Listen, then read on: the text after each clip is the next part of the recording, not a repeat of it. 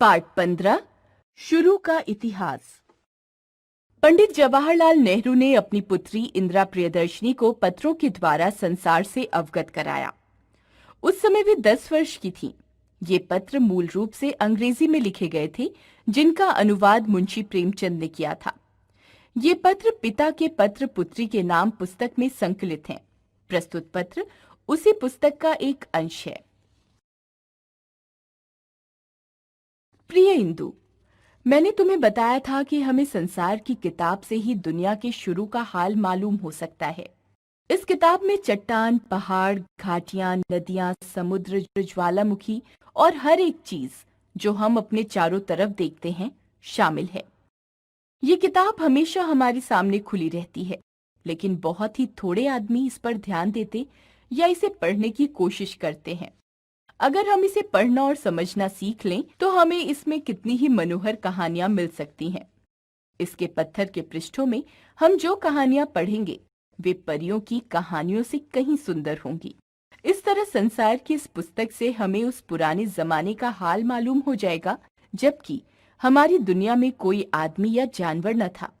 जो जो हम पढ़ते जाएंगे हमें मालूम होगा कि पहले जानवर कैसे आए और उनकी संख्या कैसे बढ़ती गई। उनके बाद आदमी आए, लेकिन वे उन आदमियों की तरह न थे जिन्हें हम आज देखते हैं। वे जंगली थे और जानवरों में और उनमें बहुत कम फर्क था। धीरे धीरे उन्हें तजुर्बा हुआ और उनमें सोचने की ताकत आई। इसी ताकत ने उन्हें जानवरों से अलग कर दिया। ये असली ताकत थी जिसने उन्हें भयानक जानवरों से ज्यादा बलवान बना दिया। जो जो आदमी में सोचने की ताकत बढ़ती गई उसकी सूझबूझ भी बढ़ती गई। उसने बहुत सी बातें सोच निकाली।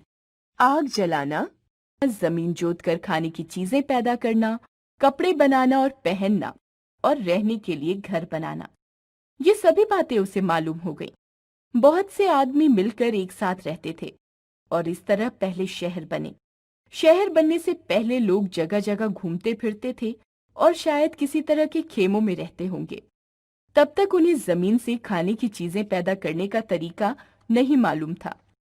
न उनके पास चावल था, न गेहूं जिससे रोटियां बनती हैं, न तो तरकारियां थीं और न दूसरी चीजें जो आज हम खाते हैं। शायद कुछ फल और बीज उन्हें खाने को मिल जाते हों, मगर ज्यादातर वे जानवरों को मारकर उनका मांस खाते थे। ज्यों ज्यों शहर बनते गए लोग तरह तरह की सुंदर कलाएं सीखते गए। उन्होंने लिखना भी सीखा, लेकिन बहुत दिनों तक लिखने का कागज न था और लोग भोजपत्र या ताड़ के पत्तों पर लिखते थे। आज भी पुस्तकालयों में तुम्हें समूची किताबें मिलेंगी जो उसी पुराने जमाने में भोजपत्रों पर लिखी गई थीं। तब कागज बना और लिखने में आसानी हो गई, लेकिन छापे खाने न थे और आजकल की भांति किताबें हजारों की तादाद में न छप सकती थीं। कोई किताब जब लिख ली जाती थी तो बड़ी मेहनत के साथ हाथ से उसकी नकल की जाती थी। ऐसी दशा में किताबें बहुत न थीं। तुम किसी किताब बेचने वाले की दुकान पर जाकर चटपट किताब न खरीद सकती। तुम्हें किसी से उसकी नकल करानी पड़ती और उसमें बहुत समय लगता। लेकिन उन दिनों लोगों के अक्षर बहुत सुंदर होते थे और आज भी पुस्तकालयों में ऐसी किताबें मौजूद हैं जो हाथ से बहुत सुंदर अक्षरों में लिखी गई थीं। हिंदुस्तान में खासकर संस्कृत, फारसी और उर्दू की किताबें मिलती हैं। अक्सर नकल करने वाले पृष्ठों के किनारों पर सुंदर बेल बूटे बना दिया करते थे। शहरों के बाद धीरे धीरे देशों और जातियों की बुनियाद पड़ी। जो लोग एक मुल्क में आसपास रहते थे उनका एक दूसरे से मेल हो जाना स्वाभाविक था। वे समझने लगे कि हम दूसरे मुल्क वालों से बढ़ चढ़कर हैं और आज भी लोगों की समझ में नहीं आ रहा कि लड़ने और एक दूसरे की जान लेने से बढ़कर बेवकूफी की बात और कोई नहीं हो सकती।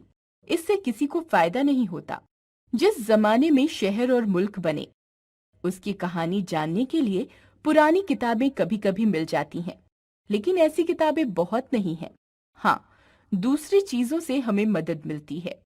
पुराने जमाने के राजा महाराजा अपने समय का हाल पत्थर के टुकड़ों और खंभों पर लिखवा दिया करते थे। किताबें बहुत दिन तक नहीं चल सकती। उनका कागज बिगड़ जाता है और उसे कीड़े खा जाते हैं, लेकिन पत्थर बहुत दिन तक चलता है। शायद तुम्हें याद होगा कि तुमने इलाहाबाद के किले में अशोक की बड़ी लाट देखी है। कई सौ साल हुए अशोक हिंदुस्तान का एक बड़ा राजा था। उसने उस खंबे पर अपना एक आदेश खुदवा दिया है।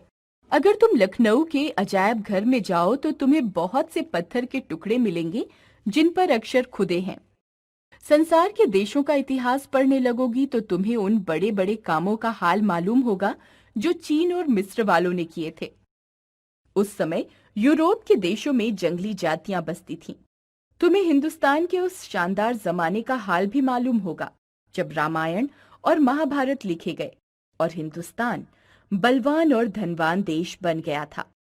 पंडित जवाहरलाल नेहरू।